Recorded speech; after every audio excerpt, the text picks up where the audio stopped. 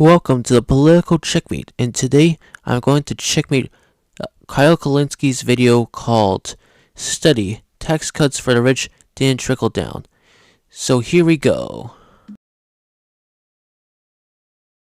So we have a new study from the University of No Shit that just dropped. Actually, this is in Bloomberg. The title is 50 Years of Tax Cuts for the Rich Didn't Trickle Down, Study Says. So here's what they say. Tax cuts for rich people breed inequality without providing much of a boon to anyone else, according to a study of the advanced world that could add to the case for the wealthy to bear more of the cost of the coronavirus pandemic. The paper, by David Hope of the London School of Economics and Julian Limburg of King's College London, found that such measures over the last 50 years only really benefited the individuals who were directly affected and did little to promote jobs or growth. Policymakers shouldn't worry that raising taxes on the rich to fund the financial costs of the pandemic will harm their economies, Hope said in an interview. That will be comforting news to UK Chancellor of the, how the hell do you say that? Exchequer, Rishi Sunak, whose hopes of repairing the country's virus-battered public finances may rest on his ability to increase taxes, possibly on capital gains, a levy that might On the study that Kyle is citing, it has a massive methodological flaw of overlooking the tax base. The tax base, if you don't know, is defined as the total amount of property, assets, consumption, transactions, or other economic activities subject to taxation by a tax authority. Anyway, in the study, they treated the Reagan's 1981 tax cut and Reagan's 1986 tax cut as major tax cuts. But here's the thing. The 1981 tax cut increased the investment tax credits and reduced the marginal individual income tax rates, which the Tax Foundation equilibrium model identified as highly pro-growth.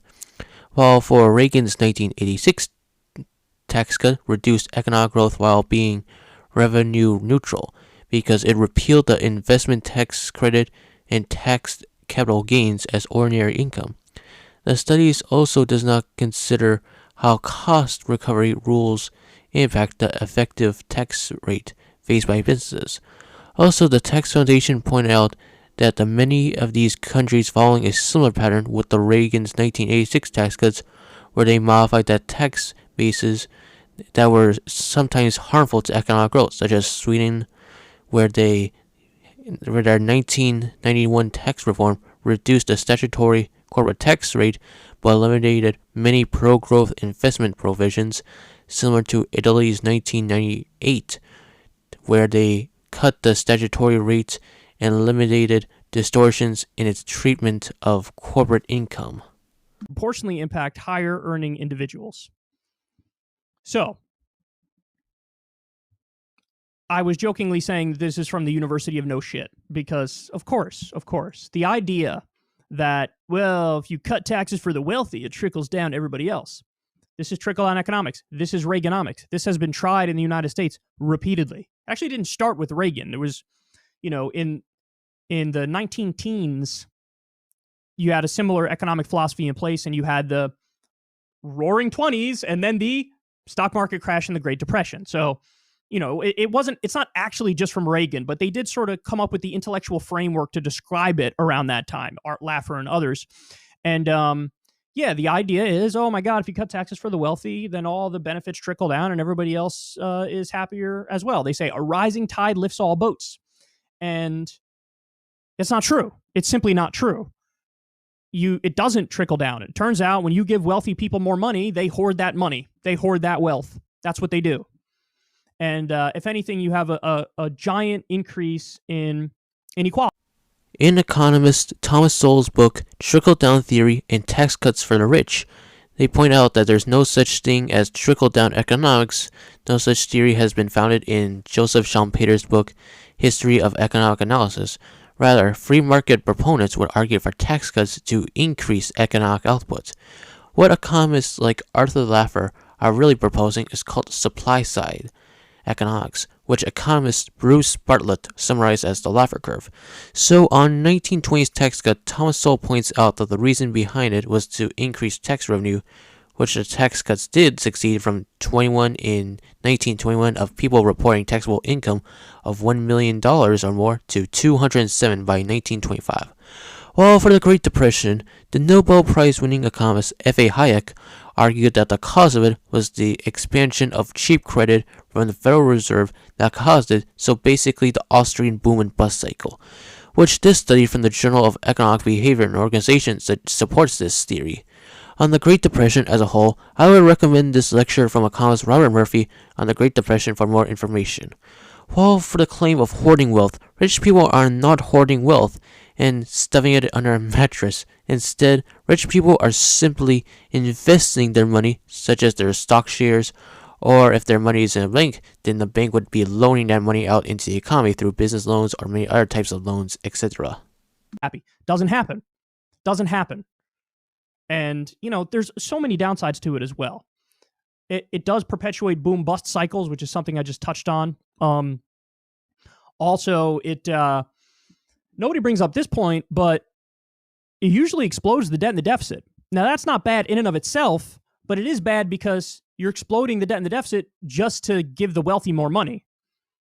If you're going to do deficit spending, it should nominally be for things that help the entire population. Like, I don't know, healthcare, education, stimulus, whatever it might be, not to give a giant tax cut to corporations and the wealthiest people. And so we saw this with George W. Bush. We saw this with Ronald Reagan. We saw this with the 2017 Trump and Republican tax cuts where 83% of the benefits went to the top 1%. It's not true that it helps regular people. It just doesn't. It helps the wealthy, and the rest of what they say is a lie, and studies prove it.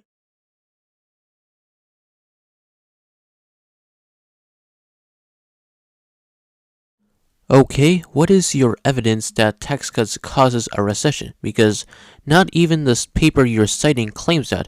Instead, it claims that tax cuts have an effect that is indistinguishable from zero, which I already responded to in that study.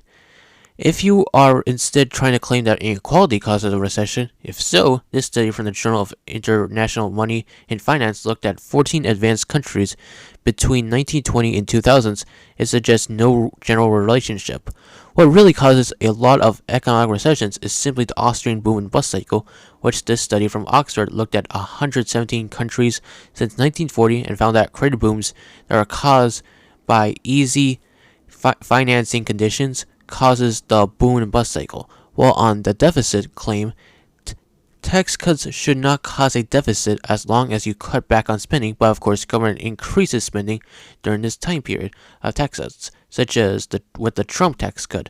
According to economist Adam Michel, who wrote a great piece debunking myths about the Trump tax cut and shows how it has benefited the economy compared to what the trend line was previously going, I would recommend this article anyway. This chart using CBO data looks at the budget deficit, and you can clearly see the Trump tax cut representation of the deficit as a whole is relatively small, while for the alternatives that Kyle suggested that we should spend the tax dollars on, such as healthcare, education, or stimulus, that will be a discussion for another day, but I would recommend this video from economist Peter Onage, talking about how bad the Canadian healthcare system, such as the average waiting period for medical treatment for necessary conditions, it would be 20 weeks, while for America, 77% is done in 4 weeks and less than 6% for 8 weeks.